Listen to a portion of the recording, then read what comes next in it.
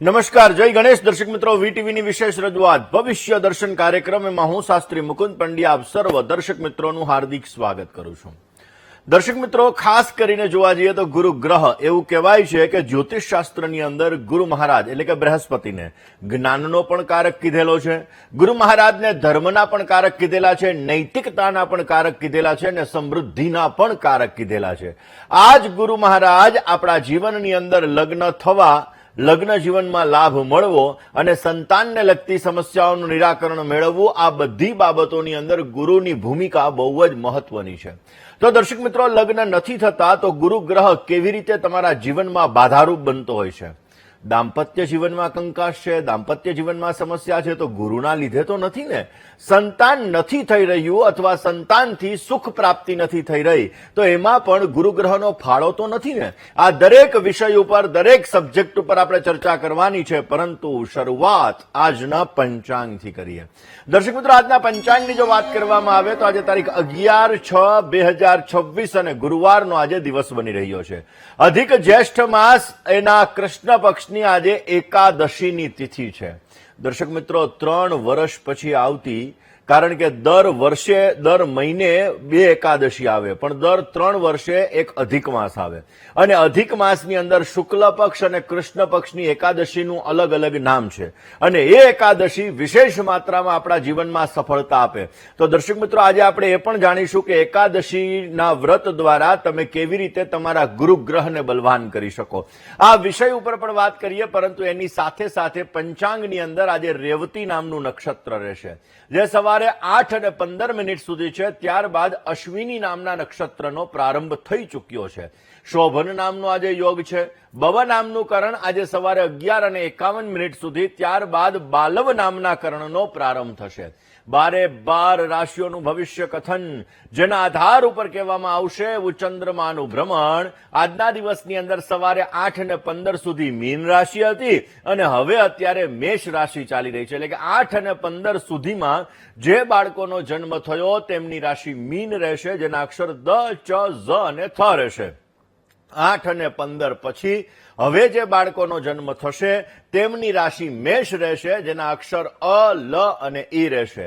તો આજે જન્મનાર બાળકોનું ભવિષ્ય સુંદર, સુખમય, આનંદમય, હર્ષમય, લાભમય રહે એવી શુભકામના સાથે જય ગણેશ. દર્શક મિત્રો, વાત આજે આપણે કરી રહ્યા છીએ ખાસ ગુરુગ્રહની.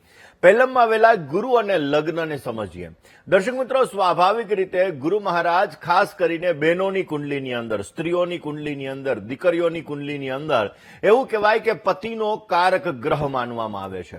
જે દીકરીનો ગુરુ સારો હશે આવી દીકરીને સારા પતિદેવની પ્રાપ્તિ થાય, એટલે જીવનની અંદર એને સારો પતિ મળે, સારું ઘર મળે, દાંપત્ય જીવનનું સુખ સારું મળે. આ બધી વસ્તુ દીકરીની કુંડલીમાં ગુરુગ્રહના આધારે જાણી શકાતી હોય છે.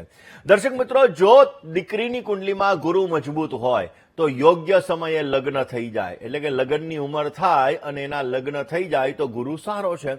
ગુરુ મહારાજ સારા હોય તો આવા વ્યક્તિઓને સારી, સંસ્કારી, શિક્ષિત એવા પતિદેવની પ્રાપ્તિ થાય અને એવું ઘર એને મળે કે જેથી એનું દાંપત્ય જીવન સારું ચાલી શકે, જીવનની અંદર દાંપત્ય જીવનનું સુખ વિશેષ માત્રામાં મળે. દર્શક મિત્રો, જો ગુરુ મહારાજ સારા હોય તો પરિવારનું સુખ પણ એ દીકરીને સારું મળી શકે.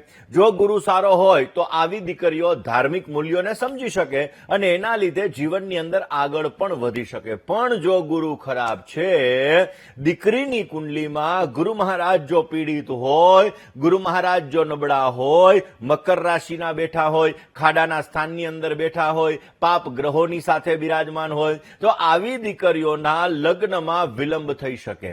આવી દીકરીઓને યોગ્ય જીવન સાથી શોધવાની અંદર મુશ્કેલી થાય. એટલે એવું કહી શકાય કે જેવો જીવન સાથી જોઈએ એવો જીવન સાથી ન મળે તો સમજવાનું ગુરુ ક્યાંક ને ક્યાંક બાધારૂપ બની રહ્યો છે. દર્શક મિત્રો, સંબંધોની અંદર, દાંપત્ય જીવનના સંબંધોની અંદર પણ ગેરસમજ ઉત્પન્ન કરાવે એ નબળો ગુરુ કરાવડાવે.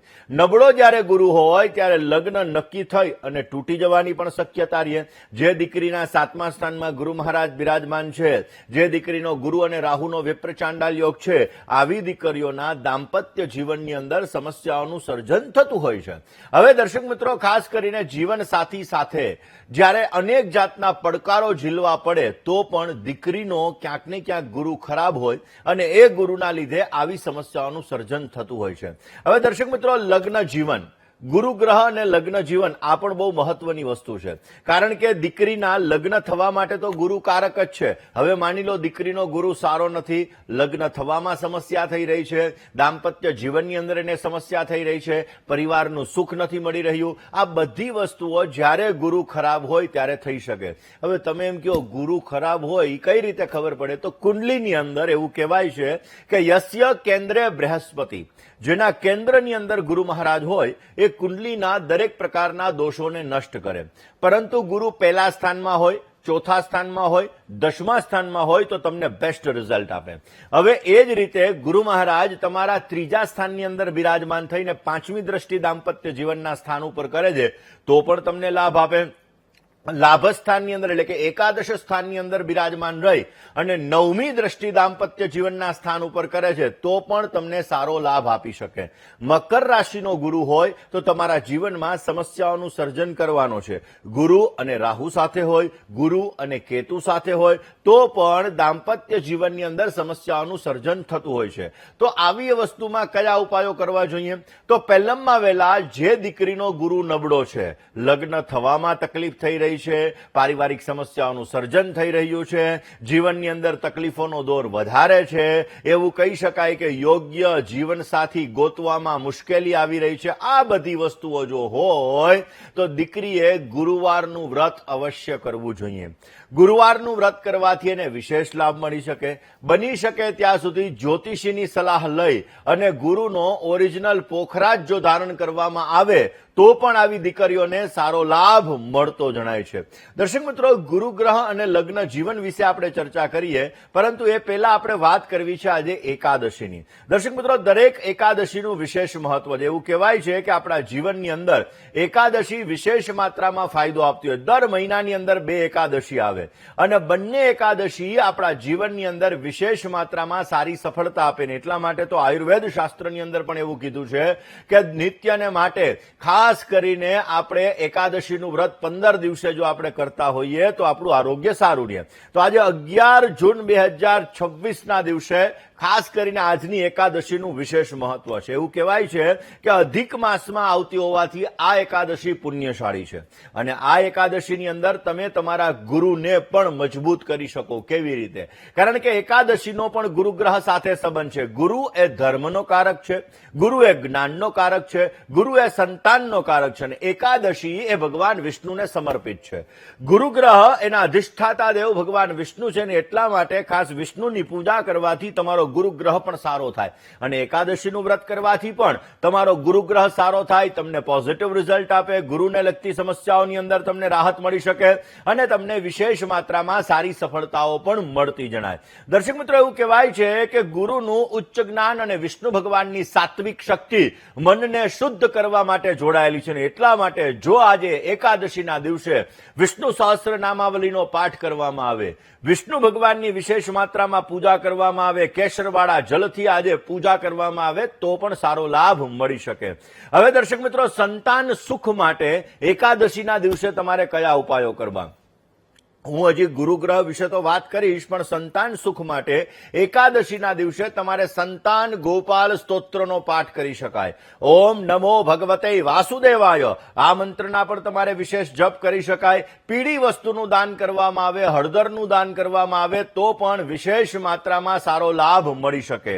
દાંપત્ય જીવનની સુખાકારી સારી જોતી હોય તો આજે એકાદશીના દિવસે પતિ અને પત્ની આ બંને જણાએ સાથે બેસી ભગવાન વિષ્ણુની વિશેષ પૂજા કરવી જોઈએ. ભગવાન વિષ્ણુને તમારે તુલસીના પાન અર્પણ કરવા જોઈએ.